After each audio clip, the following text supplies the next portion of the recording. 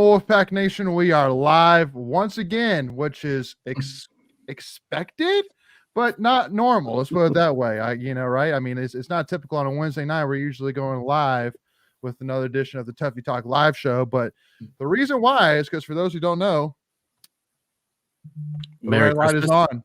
The red light is on, baby. So, yeah, y'all like the new Christmas gift, like man? The props. Christmas gift. Perfect. Yeah? All right, hold on. I know, Greg. Where's yours at, bro? Yeah, you gotta match Greg. Yeah. Okay. I wasn't prepared though ahead of time, so yeah, get out of here.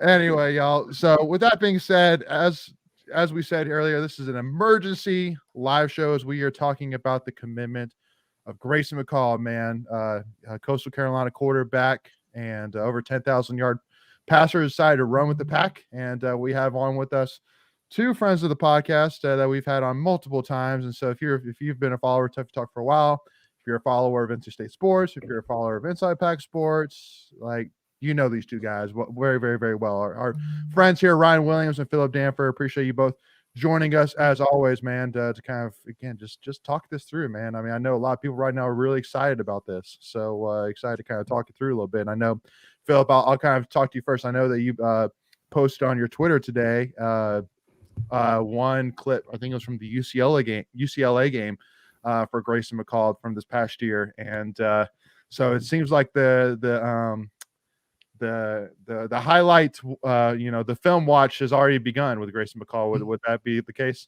Oh yeah. It actually began a little while ago. I probably watched quite a few of the portal quarterbacks trying to figure out, right, who is going to be a fit for NC State, and that's one of the reasons I am really excited about this acquisition. Is, for me, I've said this on a couple platforms now. I didn't view the quarterback market as we stand now as very deep for the portal. And we know NC State has to get somebody. So when you start measuring ability, scheme fit, and attainability, I really came down to just a handful of guys. And frankly, Grayson McCall was one of those two. And for me, it was like, I really feel like we need to land one of these guys, or we get into a potentially precarious situation. Like we need that next wave. And so to me, to secure a high level quarterback this early in the portal period is massive for NC State. Right now, you go and you use him as that recruiting piece to bring on, because we're going to bring on more receivers, right? We're going to bring more guys on. We're going to bring on more running backs. We have spots to fill. And now you have that leverage to say, look at this guy, 10,000 passing yards, right? 3 times Sun Belt Player of the Year. This is a guy with true accolades that you can really build upon. Mm-hmm. Absolutely. Well, I mean, I love today, like, his, I mean, the Zoom call, like, all of his answers were, I mean, I loved it, man. Like, he's just a guy that seems experienced. He's a guy that seems mature. He's a guy that seems like a leader. I mean, for him to, be number 10 his whole career and get offered an opportunity to be number 10, but, recognize that he's trying to buy, the appreciation of his teammates right now, and so for him to go ahead and and say, no, Casey, that's going to be your number, man. You've written your legacy already in number 10 NC State. And if things keep on going, that number 10, could hang up in the rafters one day if it continues on this trajectory. So, Greg, any initial thoughts, man, on Grayson McCall? Yeah, I just thought that it, like Philip said, it just seemed like this was going to be the right fit. I don't pretend to be as well versed in play reading, but like Philip, but I watched a bunch of highlights today, and everything I saw just looked good. I did 21 and 22, and dude was just hitting dudes in stride. Like you said, 10,000 passing yards. This is a guy that could have transferred after last season, but came back and played another year at Coastal. So it just kind of speaks to his character. You've already briefly mentioned that. I think he's just going to be some guy that's going to come into the locker room and just command. I wouldn't say demand, but command respect. Yeah, I agree with that. Ryan, anything to add to that? Yeah, to me, I think the biggest thing that stood out to me about Grayson was him saying he was a winner. He was like, dude, I'm a winner. I'm trying to bring that with me. And to me, that fits kind of the mindset that surrounds the team. I feel like he kind of fits the mold. And, watching his tape, sometimes when you're playing in the Sun Belt, he could be playing lesser conference or, lesser opponents.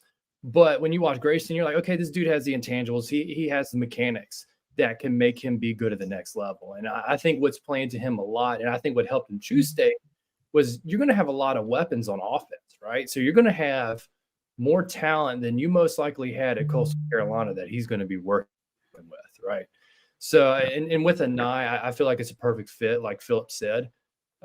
He's kind of like the Brennan Armstrong mold. I feel like he's probably a more accurate passer.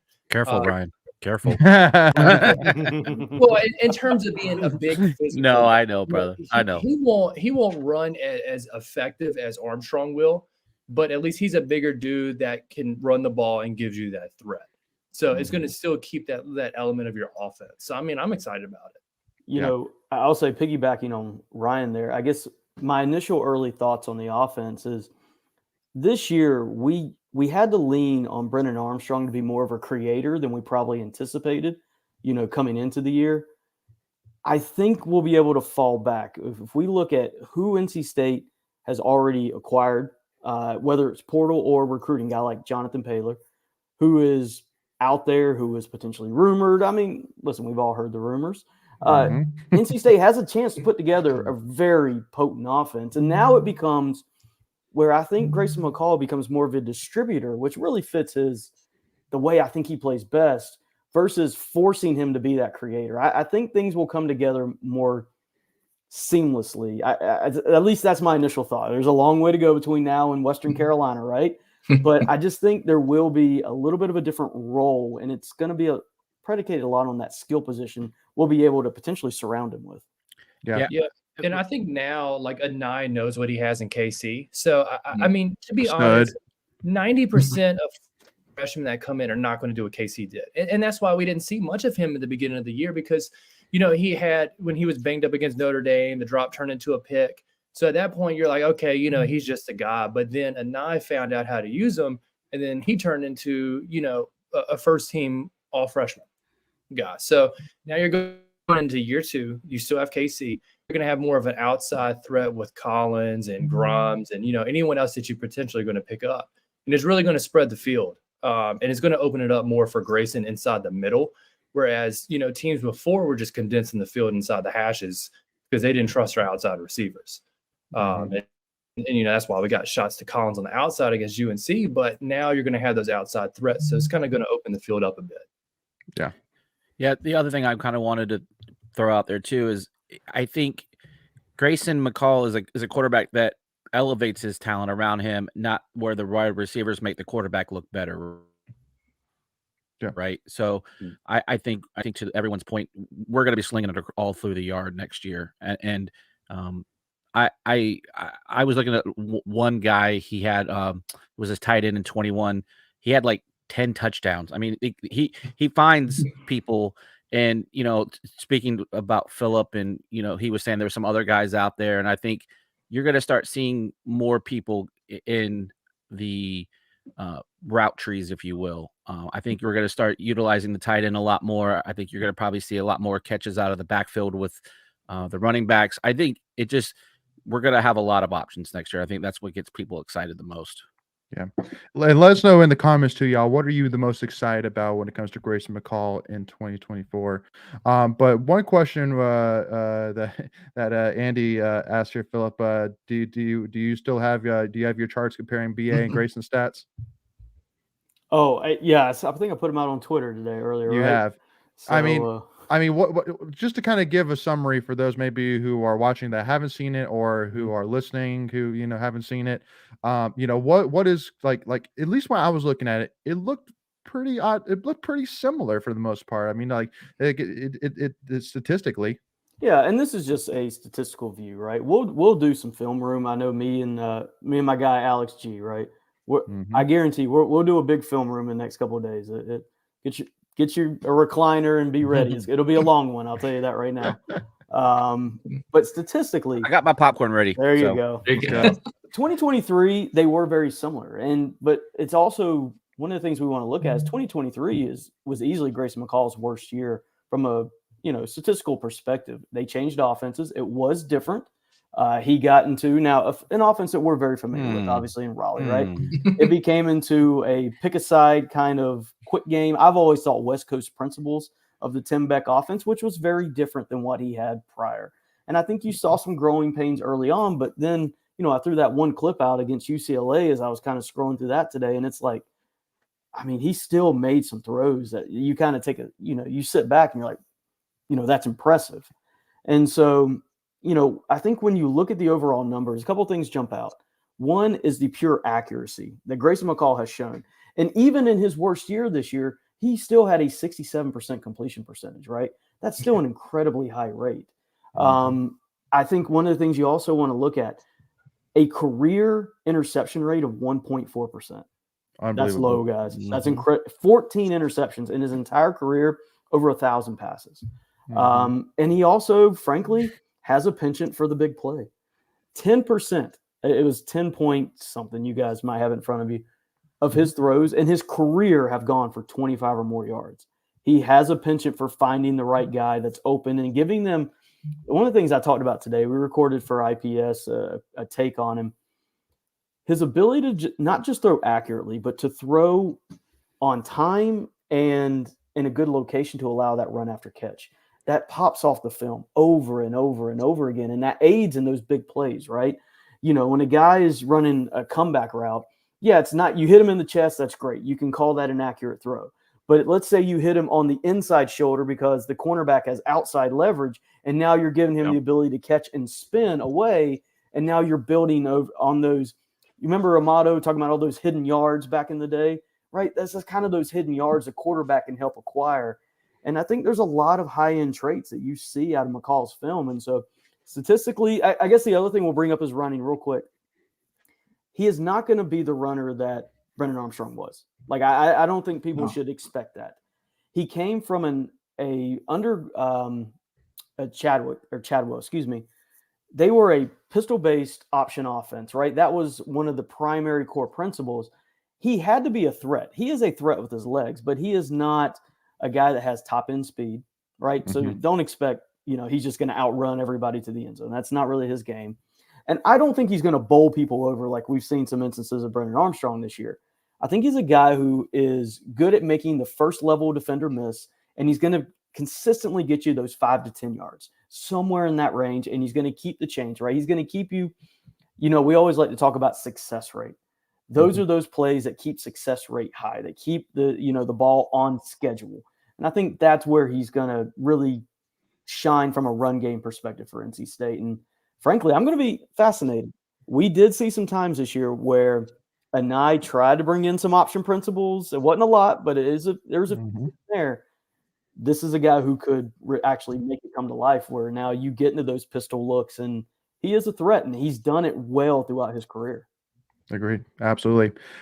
So got to take a pause here real quick as sitting here in the backstage, we have a surprise guest here as now this is becoming a Inside Pack Sports live show here with the man, the myth, the legend himself, Steve Williams. What up, Steve? Hey, what's going on, fella? Hey, look, a handsome group of guys, but I saw your guest list is kind of lacking, so I thought I might drop out. There you go. We need him. Thanks for bumping us up. Hey, listen, Steve. Ryan's got a circle light now, so like his face is lit up and perfectly. So I mean, I don't know what you're talking about. Like this is the best it's ever looked. Yeah. Hey, so my guy Reed wants to join in. Like, how do I get him in here? Ooh, we'll send him a link. Yeah, we could send him a link, man. I mean, heck, let's just get the whole Savage Wolves in here. Yeah. Just get Tom, let's go. Like we can just get everybody going. Yeah. Here, Steve. Here, I'll get him to text me his email and I'll forward him the link. Okay. I was gonna say, so you got it, Ryan? You got it handled? Yeah, I'll get him to text me his email. All right. Cool, hey, Philip, cool. you were talking while we do that. Like, Grayson is a guy that's run for over 1,000 yards in his career. That's about 250 a year. He has broken off a 62-yarder. I don't know who he was playing against, but that must have been an all-out blitz to get a 62-yarder. Yeah. But I agree with what you were saying there. I think he's going to be a guy that, look, if you need a couple of yards, he can get that for you. But I don't think he's going to be like Brennan Armstrong, where it's 3rd and 10 and he gets 12 yards. I agree with that. I don't think that's really the strength of his game, right? To me, when you start evaluating quarterbacks, we always kind of start with three basic principles, especially in the passing game. Does he know where to go with the ball? Is he on time, and is he accurate? And that's really his strength right there, which is the core principle. We can get to the secondary traits after it, where we talk about mobility, scrambling, arm strength, arm angles, all that kind of stuff. But to me, his strength is the core principles of, when I evaluate quarterbacks, where we start with. So I think, he probably won't hit that, but I think he's going to hit the guy on time. I think he's going to be able to read the defense properly. And one of the things I'm most fascinated with, and it kind of caught my eye today, actually, I was watching some film. I tell you, I should have been working more. I should have been working more than I did today. I watched a lot of film today. It's the holiday season. Holiday. Yeah. I actually think the NC State offense, in a way, will be simpler than what they asked them to do at Coastal.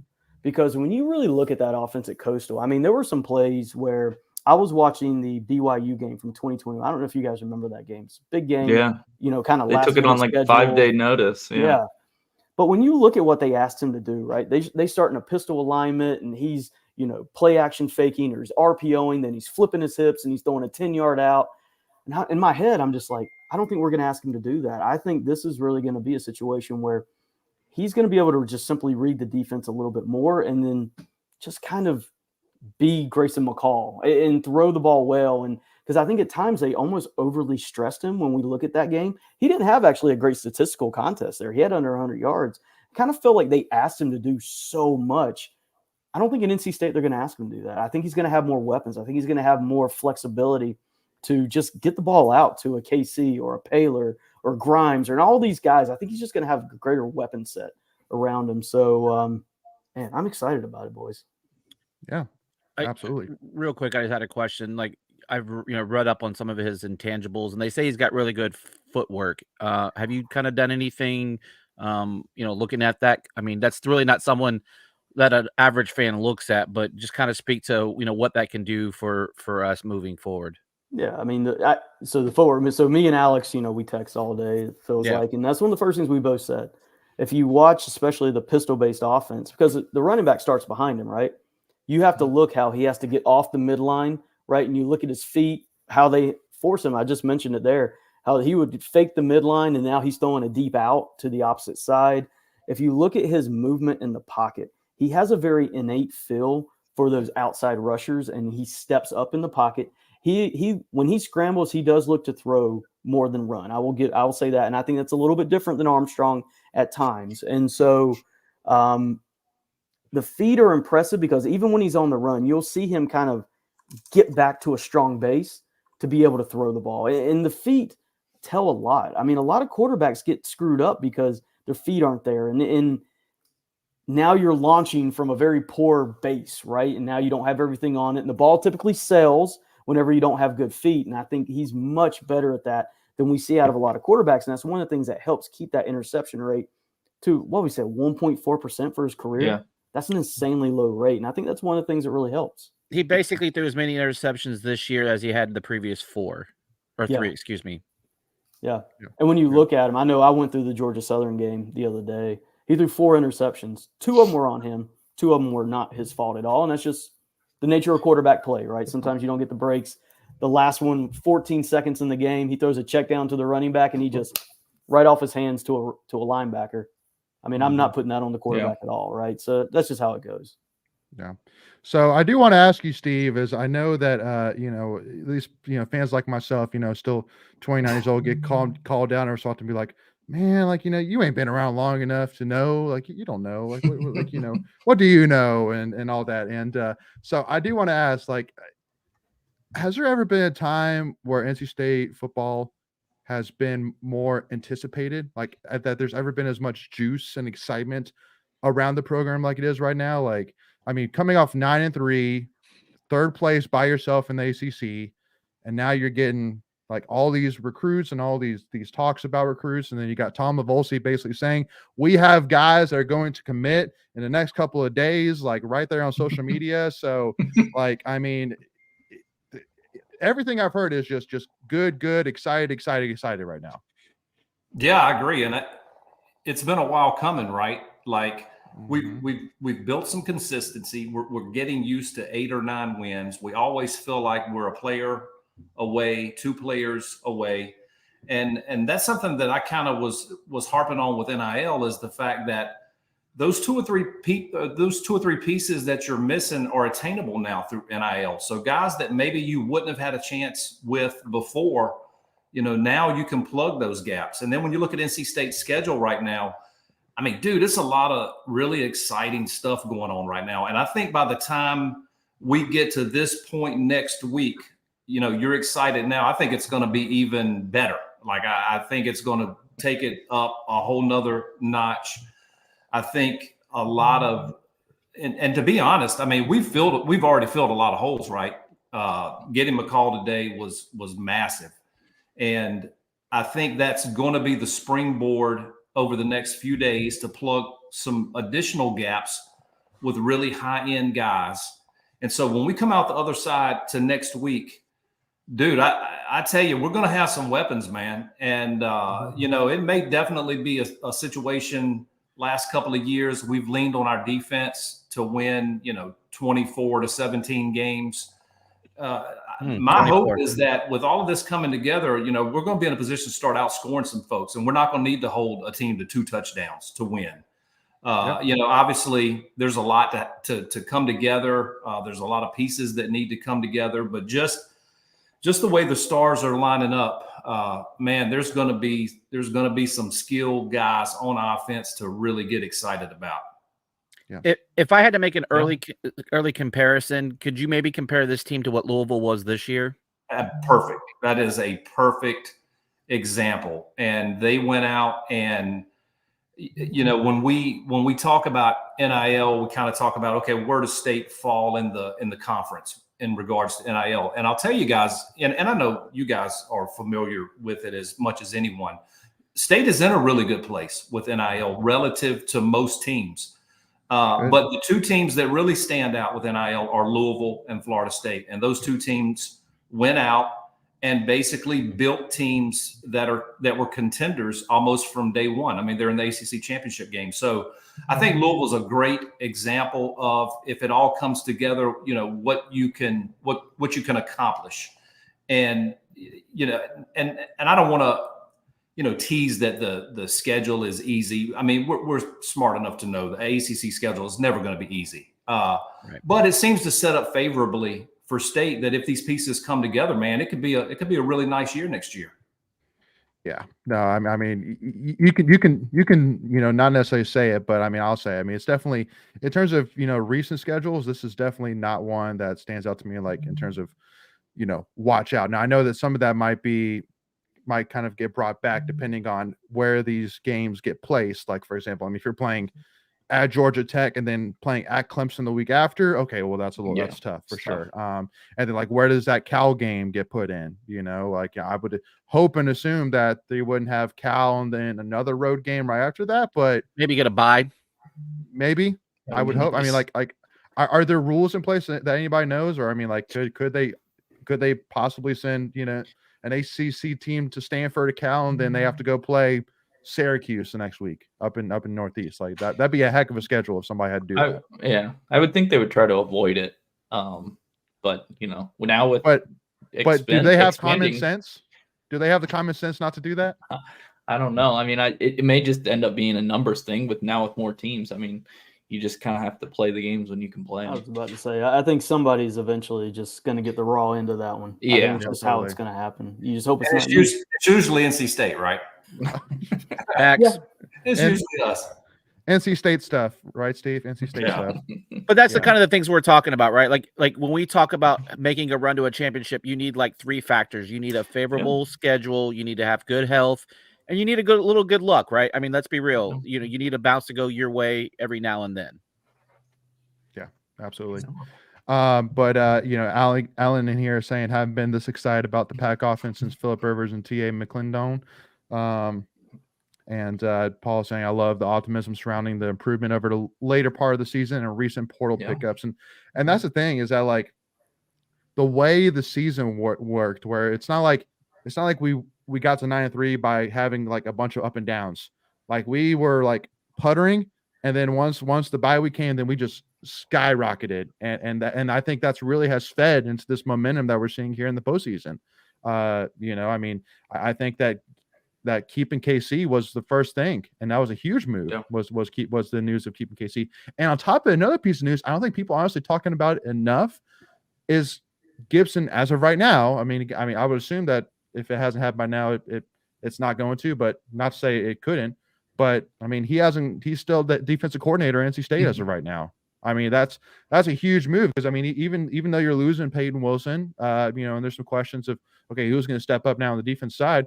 You got Tony Gibson. You're like, I'm not losing one bit of sleep saying, okay, I mean, like, it's definitely sucks losing a guy like Peyton Wilson, who in my opinion is one in the conversation, Greg, in the conversation. Hey, every day you're convincing me more and more. As one of the greatest defensive players to ever play at NC State. But at the end of the day, as long as you got Tony Gibson at the helm, you're feeling just fine. I'm not losing one sleep over what's going to happen on defense in next year. I've never been so happy to see West Virginia go 8-4. That's a great comment, Michael. That's a great comment. I think it's so funny to me because I think with all this portal news and all this excitement, I think State fans forget, like, we still have a bowl game. I know, right? We have a great bowl game. You're still going for 10 wins. I mean, Kansas State lost their quarterback, lost their offensive coordinator, lost their best weapon and their tight end. They lost their cornerback too. Yeah, I mean, like, you're still going for 10 wins. I mean, there's a lot going on. And nobody's even thinking about it right now. It's crazy. People are just like, who's the next commit? When is Tom dropping another tweet? It's like, the reality is we still have another game to play. Yeah, a big game. We got an edible Pop-Tart to go eat. Exactly. I think that the great thing, to your point, Ryan, is like we don't have that in between bowl lull now, right? We have stuff to feed our fandom for the next couple of weeks, and then you're off a month and you're right back at it with spring practice kicking in. I know we've been talking a lot about the offense, and we've had you can almost say a major overhaul on the offensive side of the ball. What are we looking at as far as like maybe potentially plugging any holes on the defensive side? Because we think there may be a few coming, after the bowl game potentially. Is there something that you think that we may need to be looking at portal wise to kind of shore up something or just add some depth pieces? Greg, are you talking to me? Anyone that wants to take it, yeah, I'm just go for it out there. Yeah, I'd rather him say it. So I would jump in there. Davin Vann obviously is probably the number one priority right now. If I had to guess, I think he'll be back. You pair him up with Cleveland. I think State most likely will try to go in the portal and find someone. They really like the James Madison defensive lineman. Yeah. And I haven't checked today, but as of yesterday, we thought he was coming on an official visit this weekend. And I heard late last night that I think he may stick with Indiana. He may follow Cignetti to Indiana. So he may not be an option this week. It's not 100%, but I think that's the way it's going to go. There's some other portal. There was a kid from Army, right? That was at Army at one point.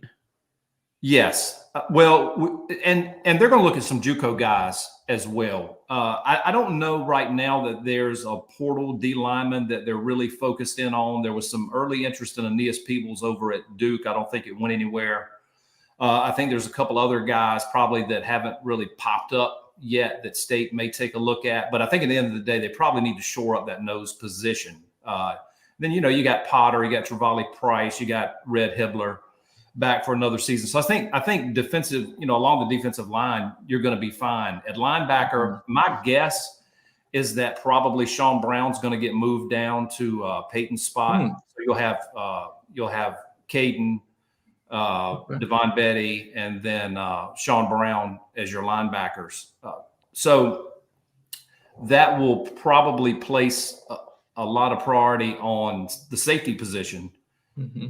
And I've got a list written down. I haven't had a chance to put it all together yet. I hope I'll be able to run it tomorrow on Inside Pack Sports. But it just glancing at it, it appears that it's really heavy on defensive backs. Kids coming this weekend. A kid from Brandon Johnson out of Duke. He would be a guy that I'd be keeping an eye on. Really productive kid for Duke. I think he'd be a fit for State.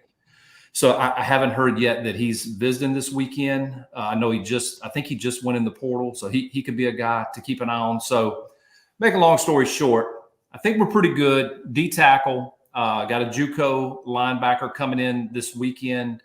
And I think State's really focused on linebackers that can come in and help them next year, which was why that Elijah Groves was such a big deal for him, because they think Elijah is that guy. And then the JUCO kid coming this weekend, I think there's a really good shot State probably gets him. And from there, the focus is just going to be most likely at safety and maybe corner. Yeah. Well, and I did want to kind of ask one question here that Paul mentions in terms of any word on Peyton Wilson playing or sitting out of the bowl game, and that's a $1 million question. If there's one thing I know about Dave Dorn, we probably more likely will not find out until basically game time, if I had to guess. I mean, because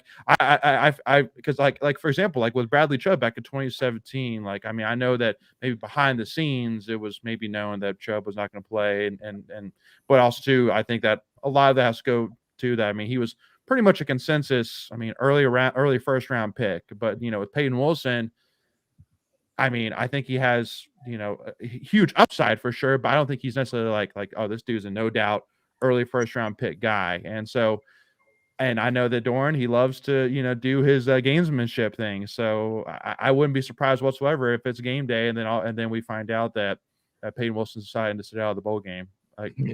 That's my thoughts on it. I mean, not looking for any inside info here, or just speaking as a fan, my thoughts here, not knowing anything here. So, not setting it up in terms of, I wouldn't be surprised if he even actually plays, just knowing the type of guy and player he is and going for a 10th win.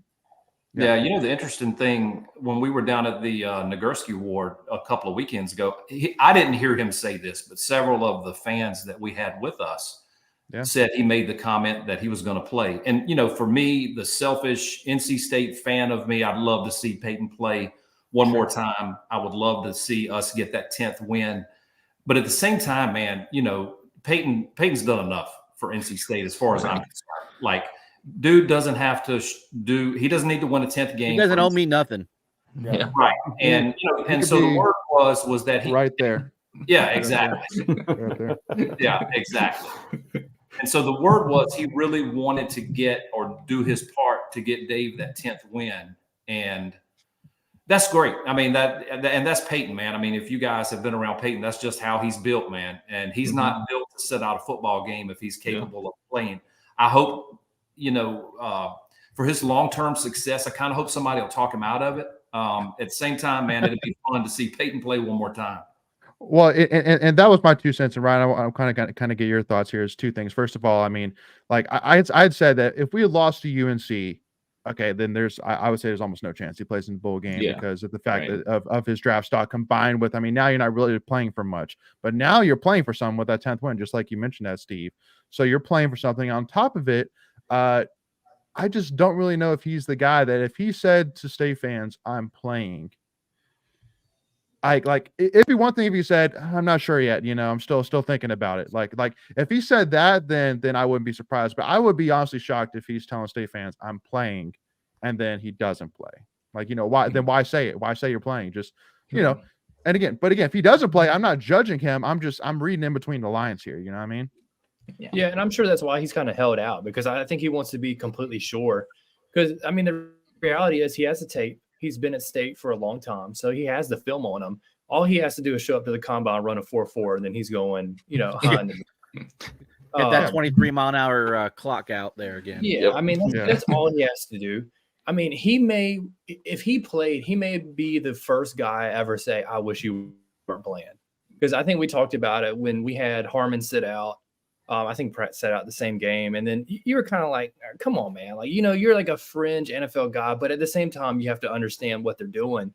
But I could see Peyton being like the first guy where I'm like, no, dude, please don't play. Because it's like you want to see him flourish in the NFL, because kind of going back to the NIL stuff, I could see him being one of the guys that really gives back, because he was one of the first players that got in deep with Tom with Savage Wolves. So it's like you almost want him to do well because it's kind of like an image of Savage Wolves. Yeah, absolutely. Real quick before we bring on our next distinguished guest, him playing in the Senior Bowl, would you maybe, because that's a full contact game, would that maybe lead credence to him potentially playing in the Pop-Tarts Bowl as well? I mean, if he's gonna be playing in an All-Star game, what would you think the chances of him playing in a bowl game as well? Again, I think it goes back. He's a competitor. I think he wants to play. Yeah, he's a legacy guy. Yeah, I remember talking on a live stream like 2-3 years ago with Leighton about Sam Howell. I didn't think Sam Howell was going to play, and then he still played. I mean, he's just a competitor. Yep. I think it was the Orange Bowl because I mean his whole offense basically sat out, but he still went out there and played. And that's the kind of guy that Peyton is. But the difference is he's a linebacker, not a quarterback. So he has a lot more in way of getting hurt. Yeah. But again, at the end of the day, it's up to the player. We can go back and forth, and ultimately it'll be his decision, and hopefully whatever he chooses ends up being the right one. Yeah, ultimately, I don't think any NC State fan is going to be. I hate to use the word, be disappointed. Yeah. I'd like to, before we jump to the guests, there's a question in here about offensive line. I want to touch on it. I want to give the big guys some discussion, some props. Give them some love. Offensive line, is a very divisive grouping, right? Some people really like it, don't. You get varying opinions. So me and Alex G recorded for IPS last night a film room on Zeke Correll, the newest transfer center, Notre Dame. I mean, guys, I'll tell you, the question in the chat was, can we protect Grayson next year? When you look at once the offensive line got solidified this year, right? And now you all right, McMahon goes out. McMahon was playing well at the end of the year. You bring in Correll. Correll is a very high-end player, and especially when we're talking pass protection. I mean, he really excels at pass pro. Coming from an offensive line that, listen, Notre Dame is one of those lines that is revered, right? The coaching is about as good as you can get at the collegiate level, right? I mean, he's played in big games. We broke down the All-22 last night of him playing against Ohio State and, just big contests. We even broke down the NC State game, him playing against Brandon Cleveland, CJ Clark one-on-one, and how they handled it. I actually feel really good about the offensive line, assuming everything else stays status quo. It's still early. I get it. But as we sit here tonight, I feel really, really good about that offensive line, guys. And to me, that's the floor of your offense. The offensive line and the quality of it is your floor. Your skill guys build the ceiling up, but that's your floor. And I feel really good about it right now. And I think the thing that helps is you're going to have Grayson who knows blitzes. He knows a defense. Right. So he can see where a blitz is coming. You can shift protection accordingly. Whereas we saw in the Duke game, I mean, in other games as well, that the quarterback. No, you can go to the Duke game. That's fine. Yeah. They were just, a blitzer coming unblocked and he wasn't picked up, even if it wasn't from the blind side. And it's like having that experience at quarterback will be a compliment to the offensive line because he'll be able to help the offensive line kind of read the protections. Yeah. So, Steve, I know you have to go here soon, my man. So I'm going to let you introduce our next guest here, man. Mr. Reed himself, man. I can't get away from this dude, man. I fuck to Steve more than my wife. What's up, brother? Hey, how are you, bro? You good?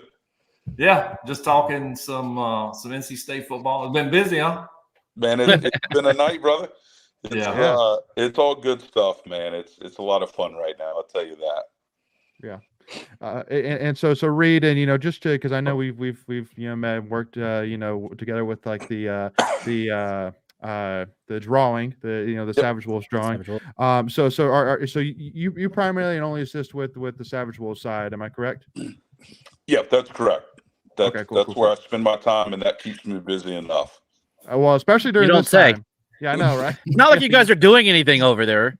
Yeah, right.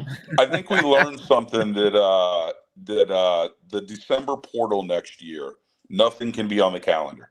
It has to only be Savage Wolves. Makes sense.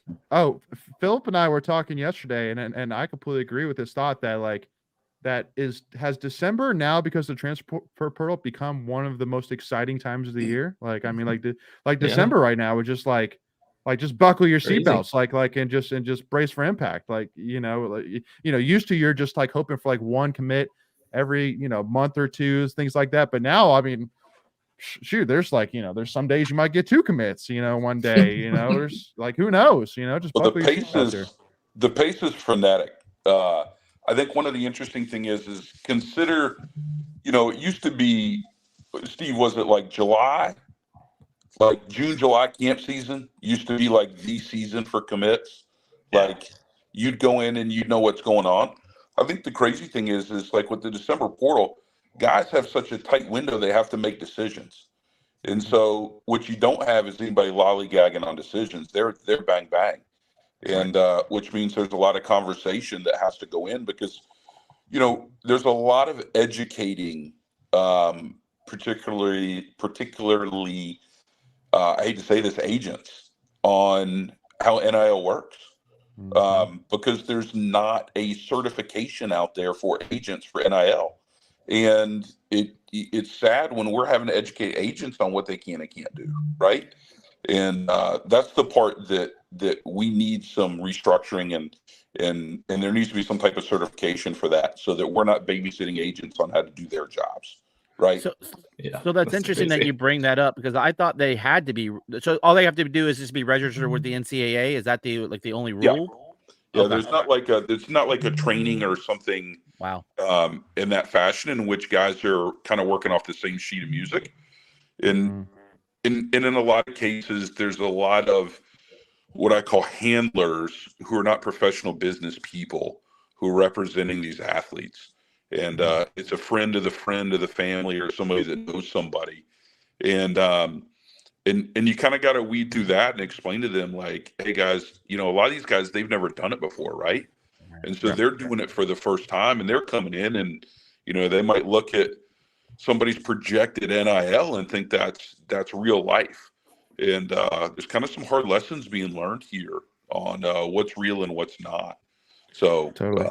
Reed, are you saying the On3 NIL valuation isn't legitimate? Are you? Is that what you're telling us? I'm saying that if I could run for office and change 2 things. Number one, I'm changing is that any person over the age of 65 years old can't get paperless bills like my parents did. Okay, they can't even turn the damn computer on, much less get a paperless bill. Number 2 is that On3 NIL portal value bullshit gets taken down. Those are the 2 things I'm running on.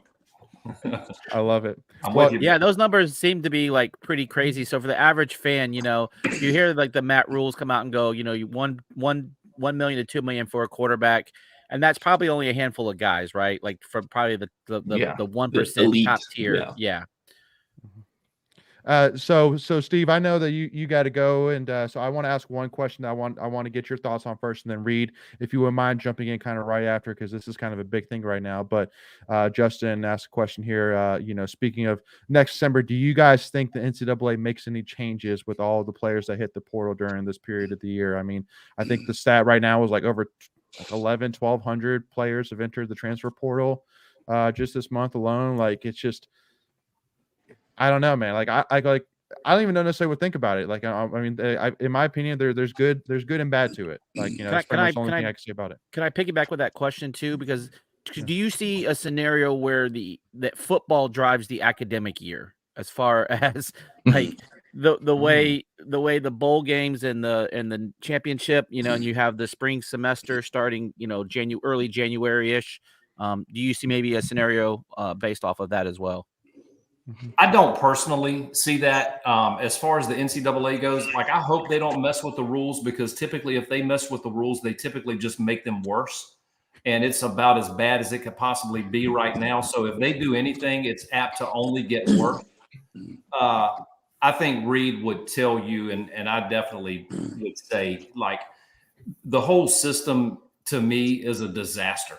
The entire way that it's set up is a disaster. And I don't know how it's sustainable in its current form long term, because what the NCAA did is they basically stuck NIL on the backs of the fans. The fans are the ones paying for this. The schools are still making all the money that they always made. And it's, your average everyday fan that's having to fund this just to be competitive. And what do you do when, if NC State goes, 3-9 instead of 9-3, what is the conversation for Savage Wolves? We're not having this conversation right now. You're exactly right. There would be no conversation. And so that's why I say you're one bad year away from having a horrible fundraising season. And so I just don't know that it's sustainable in the long term. I don't know what the answer is. I think it starts and it ends. And I know a lot of different people have different opinions on the transfer portal. Personally, I hate it the way it's set up right now. And I think that's what's kind of created this chaos in regards to NIL, because guys, they can leave. Now, it's been limited a little bit over what it was, but it's still a mess, man. And so, I don't know what the easy solution is to fix it. Well, you could also add too, there's not a set standard across the board for every state, right? Because every state kind of has their own jurisdiction and legislation based off of it. So not every state is created equal as far as the playing field. No, you're absolutely right. And, Texas has some of the most lenient rules when it comes to NIL. And out there, they actually pair up like their version of the Wolfpack Club with their NIL collective. And they operate together because they're under a different set of rules than we play by. There was folks that had suggested to us we should have based our collective out of Texas so we could cheat. And but that's kind of the way the landscape looks. Right. And I guess I'll end on this because I know you got to go, Steve. But that's some of the education that you guys are trying to get out there. I've watched all your guys' podcasts and streams, and I see Tom out there, and it's just about continuing to that educational process, because as you see, state doing well, we need all those resources, and so we just need to make these guys and ladies smart about the process, and we're not just the pay to play scheme that you always heard back in the 80s, right? Right. And this thing is still new, man. Yeah. I would say for the average fan, the last maybe 6 to 9 months, NIL has just really started to come to the forefront, to the point where people are starting to understand that it's important. And so they're trying to figure out, why is it important? And, I get DMs, text, emails constantly, people with questions. And I think as we go along, it's going to become clearer to people, exactly the role that we're playing as we go forward. I think you're going to see Coach Dorn get a lot more involved in the messaging to the fans. Obviously, what he did after the Carolina game was massive for us, and we've been playing catch up for the last 3-4 weeks. So, I think Dave will help us with the messaging, and this thing is only going to grow, man. We're on a great foundation starting 2024.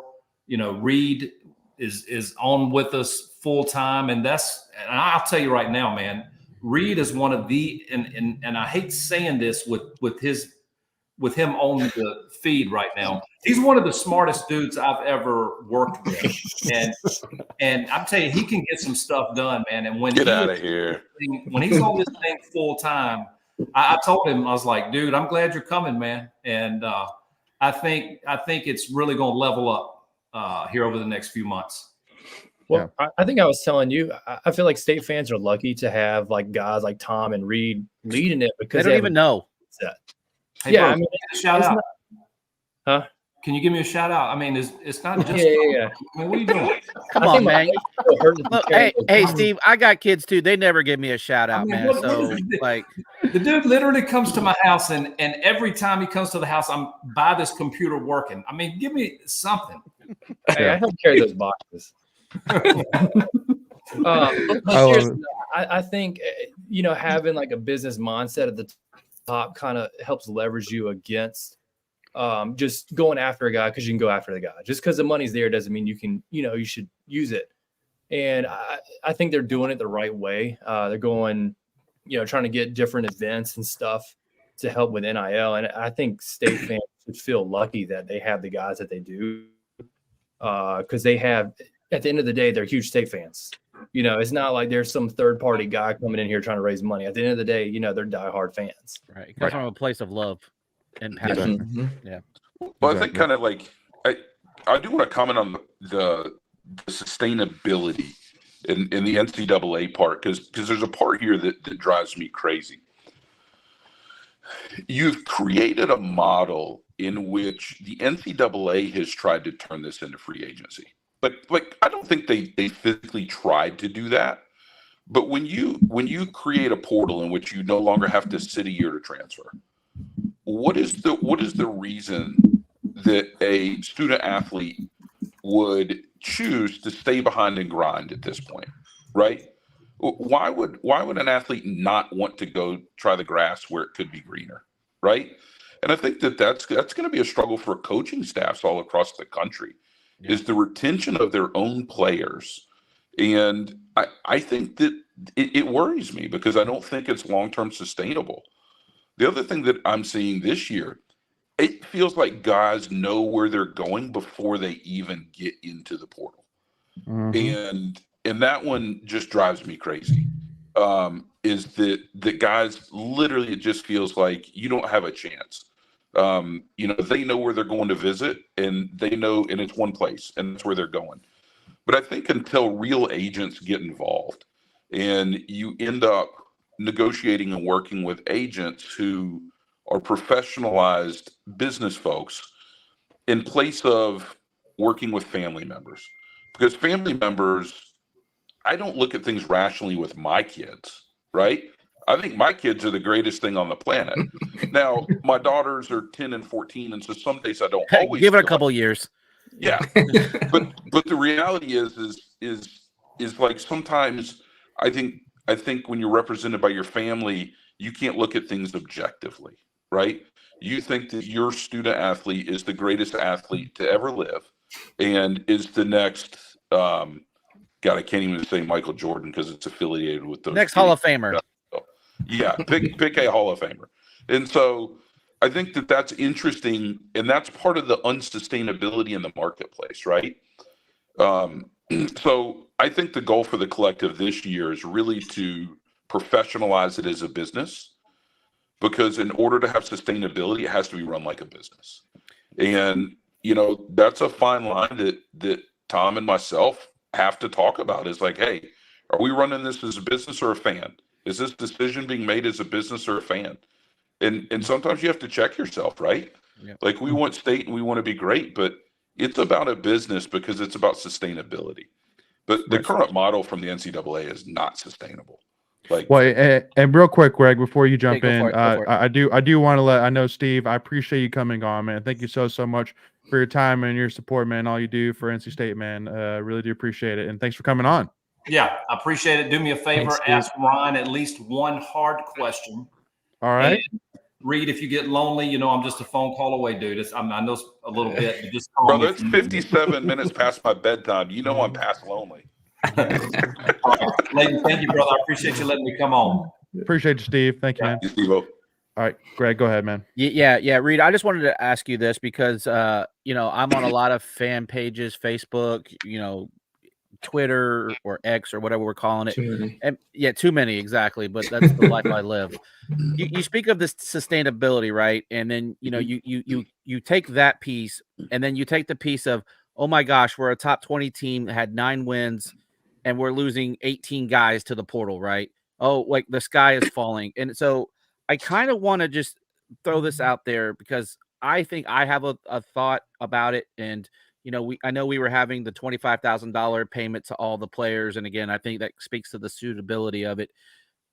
Is it safe to say a lot of these guys I'm not saying all, but a lot of the guys that you see leaving the program were potential because they were just kind of hanging around because of that payment from the last year or so? Yeah, absolutely. And that's part of a football program takes some attrition. There have to be some people that come in and they recognize the fact that they're probably not going to play.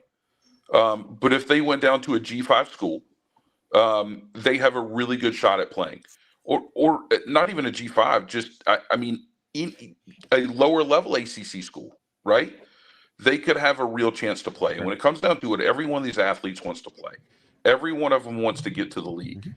And I think that the previous model of where every student athlete gets a base of $25,000, here's the way I look at it.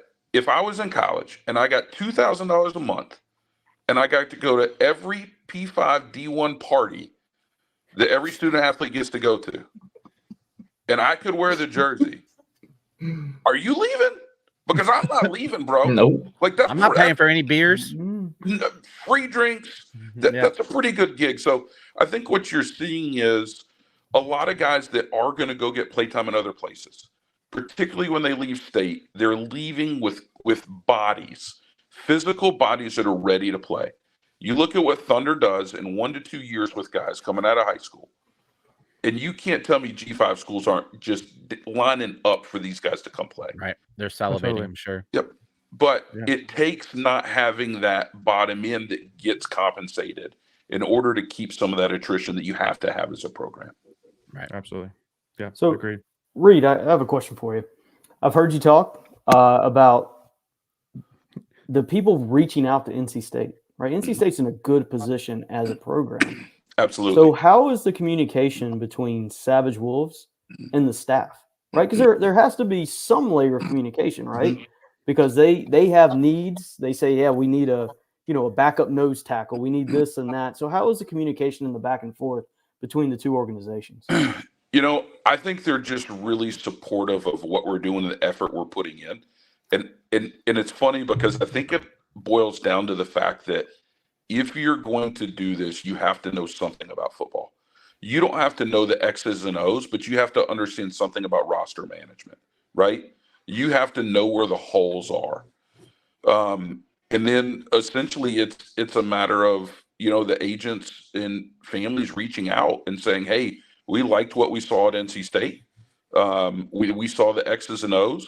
We saw what the school can offer for student athletes. What's the supplemental part? And that's really where it kind of comes in. So, our discussions with the staff is not what player do we like? Who do you want? Like, ooh, I like Grayson McCall over Bob Smith. Yeah, like those aren't the conversations. Like we're not coaches. We don't do X's and O's. We just look at, hey, where are the holes in the roster that need to be filled, and we do our best to fill them. And so there is some communication, but it's not. I don't think it's nearly the depth that people would think it is. Not to get too far into the sausage making of this, but what would do you when they say hey, we definitely need a quarterback? Do you guys just kind of looking at your your numbers, your financials, and say, okay, we can get a guy with X this to X that? Is that kind of like do you guys slot money for positions, or is just you have a pot and you just kind of pull from it where you see that best works for the scenario that you're looking at? I think that's where common sense has to come in, right?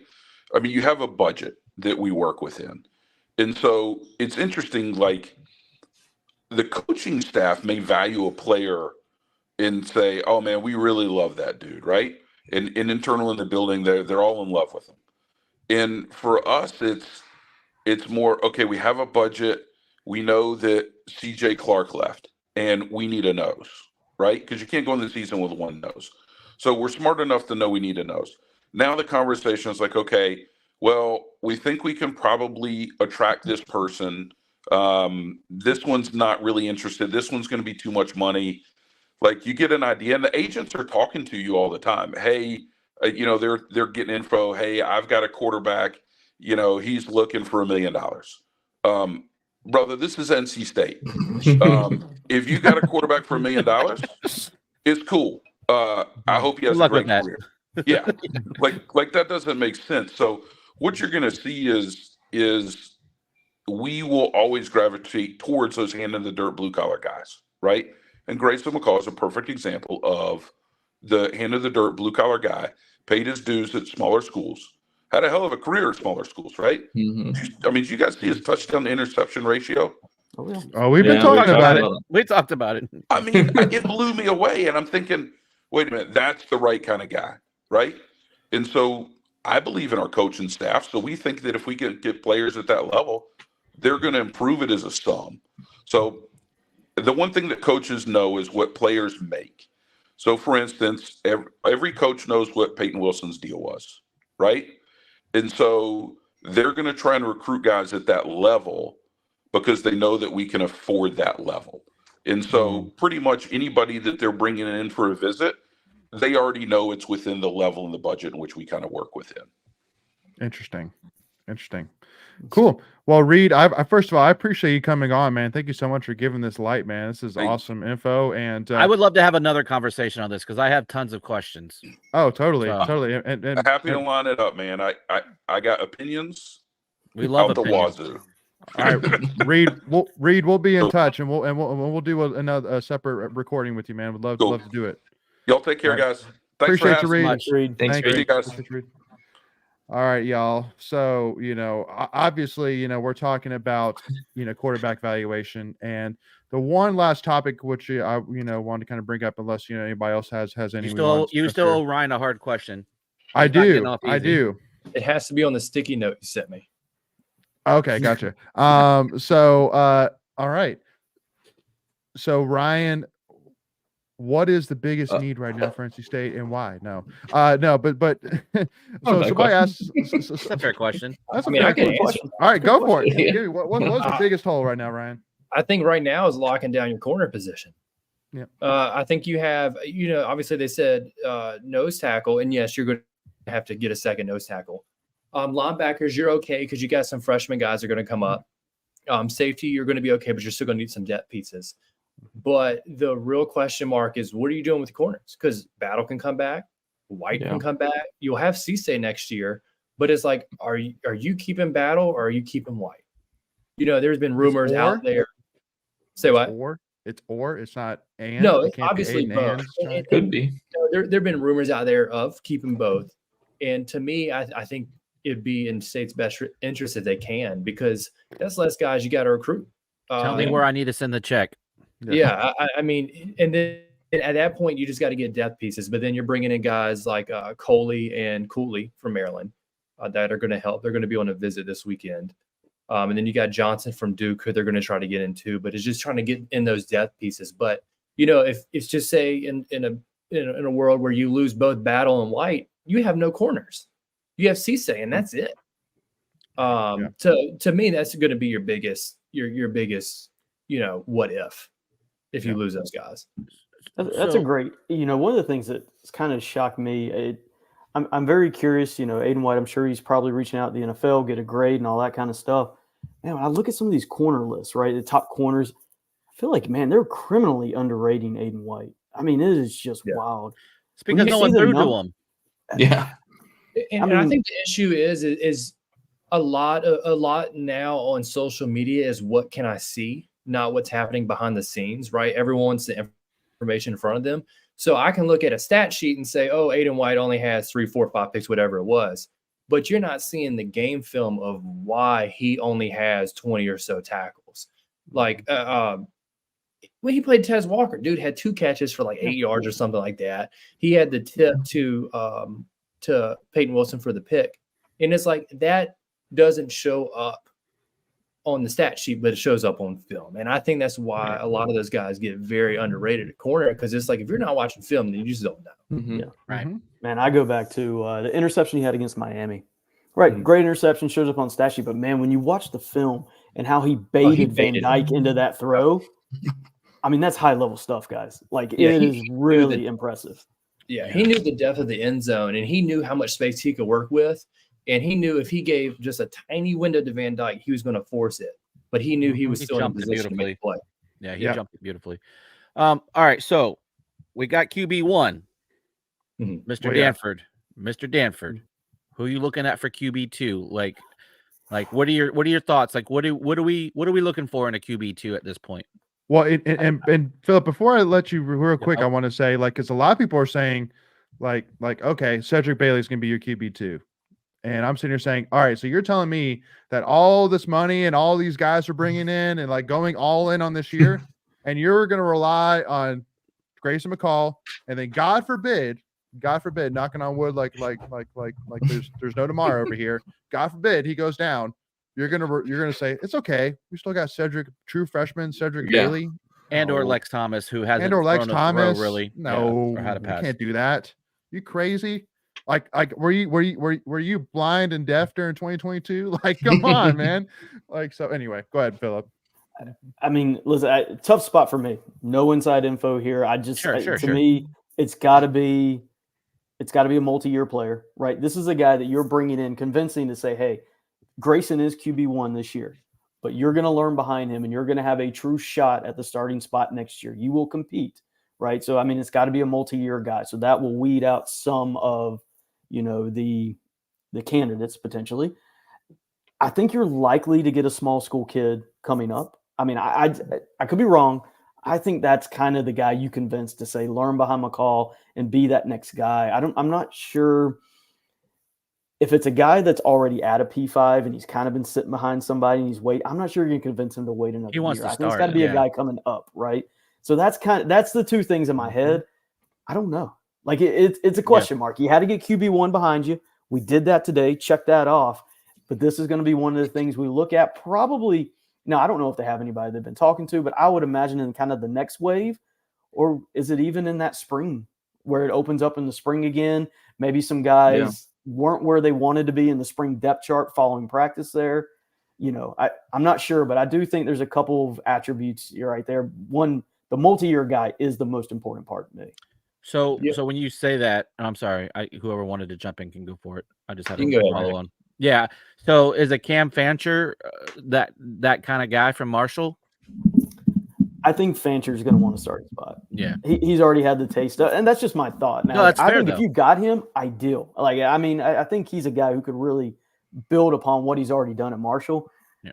I just don't. Or us up this year. I just don't think he wants to be a backup for you. Yeah, That's just my thought. And I agree with that, but that was a name you saw kind of floating around out there. Yeah. And my thoughts are the same too. And I agree with your thoughts on a P5 quarterback. The Oregon kid just didn't make any sense to bring him in. Thompson. Yeah, Thompson. He was always going to be a QB1 option, not a QB2. Yeah. But Michael, you had something there? No, I was just saying Fancher played really well against us, like against our defense, though. Yeah. I was going to say, to Philip's point, it's like now the biggest question mark you have was QB1. All right, now we got QB1. But the good part about it is now I can wait till that second wave, right? I can wait till I can be patient with the next guy. Yeah. And, you're going to have to press issue because the reality is, like Leighton said, you're going to have to get another guy who can play. And that's nothing to say, Bailey, but for one, you have to have 4 roster quarterbacks. You don't say. Right. Fans don't agree with you. Yeah. And what's also lost in December is you have signing day next Wednesday, right? So you still have to get Bailey signed. I mean, he's not at state yet. So, but in a perfect world, you would have freshman, said Bailey, redshirt freshman, Lex Thomas, a walk-on turned scholarship, Ethan Rhodes. So it's like, what happens if McCall goes down? He's had injury problems. It's not to say that he's going to get hurt, but you're going to have to get that second guy. But at least now with McCall, you kind of have an idea of, hey, I can spend X amount on this second guy, and I have X amount of time. Like, you're not going to get guys based off of your second quarterback is. So it's like, now the hard part's out of the way. So let's just zone in on a guy who really wants it, and you can wait until that second wave, because after that, when that second wave comes, guys are going to have like a week and a half, because it closes January 3rd. And at that point, you probably can get guys at a discounted price, and which is terrible to say, but I mean, it's just the reality of NIL now. Guys are going to be desperate, and if State can offer more NIL than a Boston College or a Wake Forest, they would choose State over that, because they're like, okay, if I'm going to sit, I'd rather go here. It's going to pay me 10, 15, 20, Get whatever. money. More. Yeah, for sure. Yeah. Yeah. No, I think it's clear as day that's going to be one of the biggest other focuses, but also too at running back as well. Like that's a spot where you need to bring in at least one guy, to pair up with Kendrick Raphael. Even though you feel great about Jonathan Paylor, even though I've seen that guy play in person. That dude is going to light it up. But looking at there, but one question which I want to ask, because I think this is the biggest thing which I saw today, and I want to ask your thoughts, Philip, because that highlight list, that highlight film I got that I posted on Twitter was basically from YouTube, was put together by somebody on YouTube. And so I didn't put together those. So it's not like I put together, like I found these highlights. Was like, man, like, dude, did you see him throw to that guy who the wide receiver has no defender within 10 yards to him? Like, wow, what a throw, dude. But like but also too, like, so first of all, that thing, but also too, combined with, well, he's coming from Sun Belt. Like, okay, yeah, he threw 88 touchdowns and 14 interceptions against Sun Belt opponents. Like, like, how do we know that he's going to be successful in the Power Five? I mean, what would your response or your rebuttal be to somebody who came to you with those comments? Yeah, I mean, listen, he can only play what's on the schedule. He has no say in it. So I'm just not worried about it from that perspective. I mean, we've seen guys come up. You look at whether it's Castellanos, showing up at BC and showing out this year. We've seen guys come up. His wide receiver is going to South Carolina. Are we asking the same question about the wide receiver that just committed from Coastal to there? I mean, they play really good ball at these levels. Like, that's one thing I think if folks kind of watch, what happens between the lines, really innovative schemes at the G5 level, really good players. I mean, who would have ever thought a guy like Jared Verse for Florida State was at Albany? And he comes up and he dominates the ACC, and he's going to be an early round pick in the draft. They have quality players. I mean, I think that's a disservice to that level of football. Those guys are good. Those guys are smart. I'm not worried about it. I'm really not. Yeah, and I think you've talked about it, Philip. The way these cycles work now, where you're not putting as much of an emphasis on prep. You're kind of looking out there to see what's there. Sometimes, and I remember you've talked about it. It's about sometimes guys being under-evaluated or in other cases over-evaluated, and it's just this is where it worked out for him at that moment. That's not a knock on the player. It's you should take. I guess applaud somebody for wanting to step up in competition, right? And I don't look at it as, oh, like this guy was a group of 5 player. He's gonna be trash. Like why didn't he get P5 offers coming out of college? And sometimes these guys do get P5 offers. They just look at the situation, especially the quarterback situation. There's only one ball to go around, and so why would you want to go sit on the bench for 2 to 3 years? And then potentially see another quarterback come in on top of you, where you see like at Ohio State's. You go to a place where you can go play and develop your skills. Yeah, and to me, like I said, we'll do a big filmer on McCall. If you look at a traits-based evaluation, he has, I believe, what you need to be a solid to very, very good ACC level quarterback. And so, I mean, I think that's what we're going on, right? I'm looking at footwork and against cover 2, is he throwing the corner route as, he should, or reading the corner and hitting the guy under, I'm looking at those things. I'm looking at the traits. I'm not paying attention to the guy he's playing against. And when you do it from that level, I feel great about the acquisition. Yeah, and there's plenty of quarterbacks that have played at lower levels. I mean, the one that always, for me, jumps off the page is Steve McNair. He played at Alcorn State and had a great pro career. So just because of where you start doesn't mean that you're not capable of playing at a higher competition level. Absolutely. Yep. So as we kind of wrap this thing up here, just wanted to kind of, first of all, just kind of get your thoughts, Ryan. I mean, I know we haven't even talked about the bowl game, at all. And I mean, like we forgot that, oh wait, Brandon Armstrong's our starting quarterback right now. Like, not Grayson McCall. We got one more game. Are you sure? Like, it's not Grayson McCall starting. 60 more minutes. Like looking at this bowl game here, I mean, what's your gut feeling right now? Like, do you because I mean, right now, I mean, I've seen some articles saying like, no, Kansas State should be favored by 9. There's Kansas State's football's putting up all these hype films about their freshman quarterback, and like I don't know, Sunshine 2.0, whatever. Sunshine 2.0, like, and I can read from your eyes that I can already say what you're thinking, but tell me what you're thinking. I mean, the reality is I don't know. Like, we haven't won a bowl game in so long. Like, it's like you don't know. Yeah. And it sucks to say, but I was down there for the last 2 Gator Bowls, so excited, and then we know how that went. And it's like, I just want to win a bowl game, man. And I think having the Tony Gibson defense is always going to help you. Yeah. Especially going against a team that is losing players like Kansas State. But on the same side, I mean, you don't know for State who's going to sit out.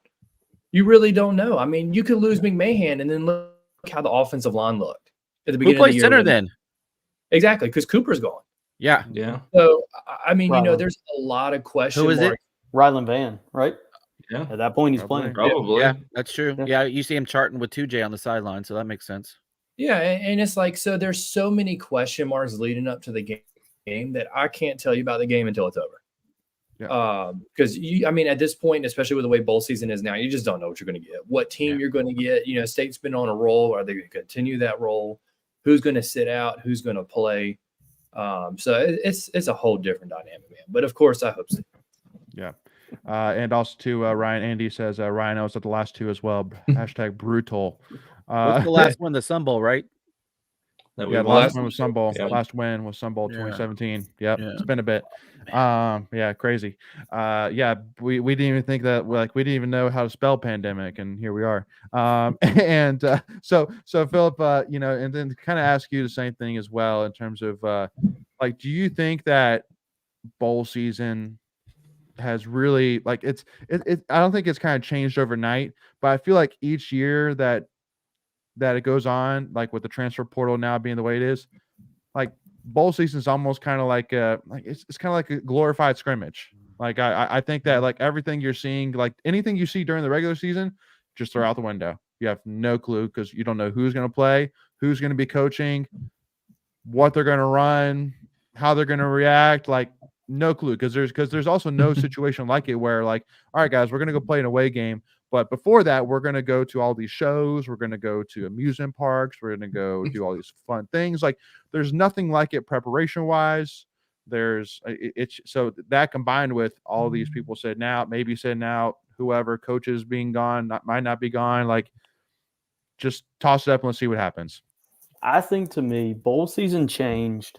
I don't remember what year it was, but I'm pretty sure it was pre-portal. Jalen Smith for Notre Dame.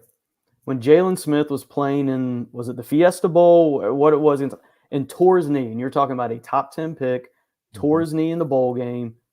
Obviously, I think Cowboys picked him, third round, something like that. Third or fourth, millions, in that initial contract.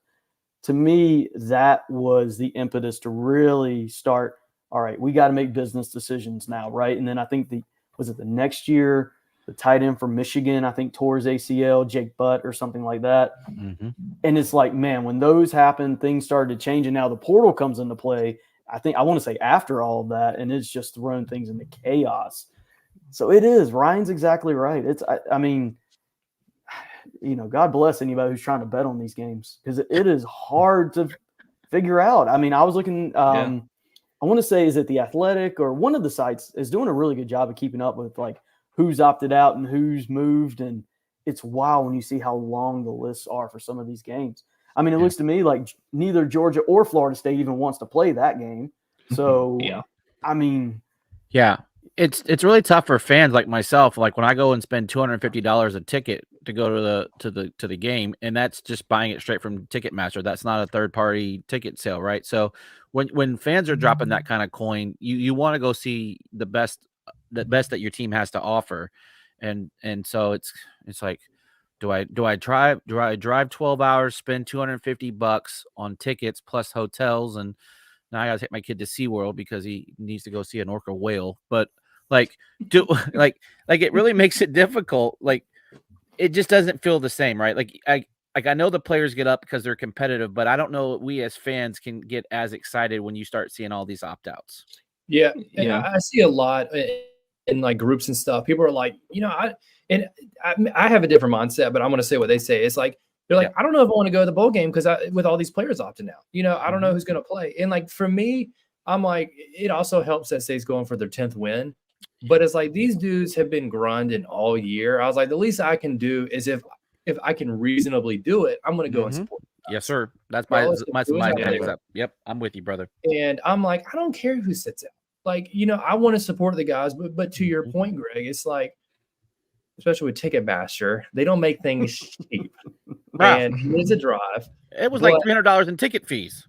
Yeah, it's crazy. But I think as fans, it helps when you and State's been pushing it too. You're going for your 10th win, right? So this hasn't been done in a very long time. You need a narrative. Yeah, and I think State's really trying to push that narrative because it's a good one. And here's the thing: you're going for your 10th win in Florida. You're not going for it in California. So you have a little bit more grads in Florida. So hopefully you have a better show out. Yeah. So, I mean, I guess growing up as a kid, the one that stuck with me was when we went to the Champs Bowl We had to leave like Christmas Day because it was going to snow here. And right then and there, like we ended up winning the game, beat West Virginia. I was like, when I get older and I have the ability, I'm going to try to go to every bowl game I can on the East Coast because it's like, I don't know, I just enjoy it. You get to see it in the team in a different environment, and it's like they've worked for this to get to this point. It's a reward, right? Yeah. And like we said, this one's a little different for State because they're going for that 10th win, but it's almost like if you're not in the playoff, it's not like reflective of your season. But it's not like a preview at next season either, because with the transfer portal, the team's going to look totally different. So it's like just kind of its own thing now. Yeah, I don't think that bowl season momentum is a thing anymore. Am I wrong in kind of assuming that? Right. Yeah. Well, if you get a 10th win, I mean, like I think it depends on. But at that point though, you're transfer like you're saying, Michael. You have we're gonna have 35 new guys probably next year when it's all said and done. But here's the thing. The flip side of that, it may not be momentum with the players or the transfer portal or anything. With NIL now, it's momentum for the fans. It's money, right? Yeah, it's the donations coming in. Because fans are going to see, and there's a lot of people out there, they're like, okay, I can give money, but what's my ROI? Like, what is my return on investment?